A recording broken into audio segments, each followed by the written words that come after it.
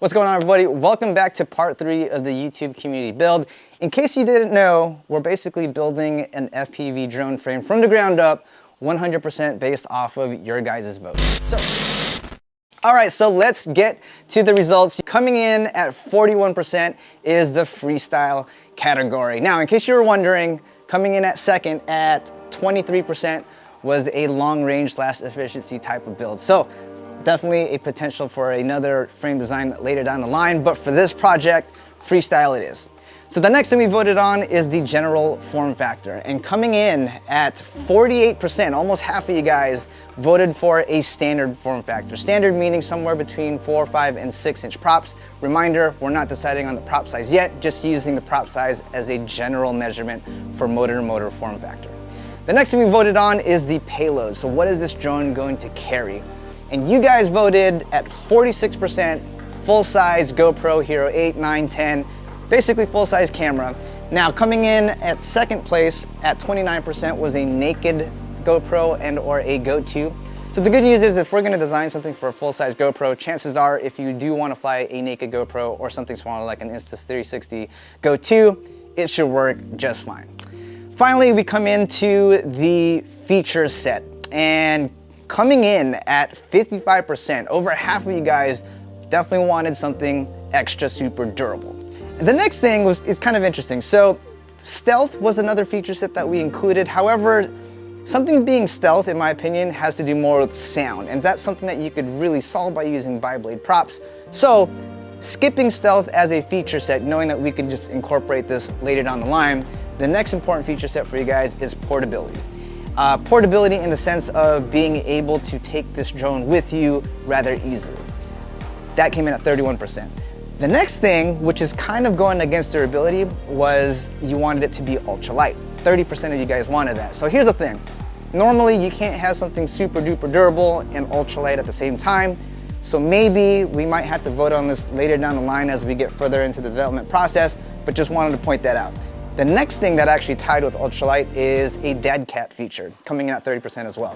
Now here's the thing, dead cat layout, really your goal there is to not have props in view. Maybe it's not no props in view for the FPV camera, but definitely no props in view for the HD camera on top. So this is another feature that we can incorporate. Again, as we go down through the design process, you guys will be able to see and or vote which way this goes. So with the results in, I basically sat down with the team and I said, let's come up with 3 high-level ideas that solves all of these features that people are requesting, you guys back at home, and let's present it to you guys. Now originally I wanted to ask every single one to kind of present their idea. However, not everybody's in today, so I'm presenting them.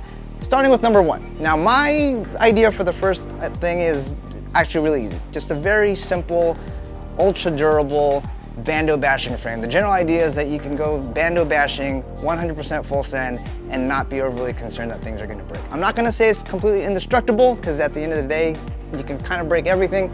However, you guys will be able to decide how deep or how far do we want to make something super durable, because usually the expense of making something super durable is that it's also very heavy.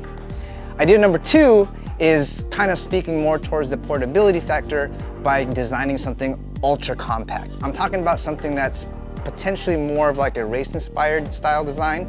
The pros here is that you'll have something a little bit more compact, so everything's a lot bit smaller. However, the drawbacks here is that we can run into potential challenges about where you're going to place, say, your GoPro and where you're going to place your battery. So these are things that could potentially work against the ultimate flying performance, but again, these are things that you'll be able to decide on should this vote win. Idea number 3 is also speaking towards the portability aspect or feature that you guys requested, and that's solving it by creating something with folding arms. Now, folding arms isn't something new in the FPV industry. However, previously it's been done in such a way where you either make something durable or you make something folding, but you really couldn't have both.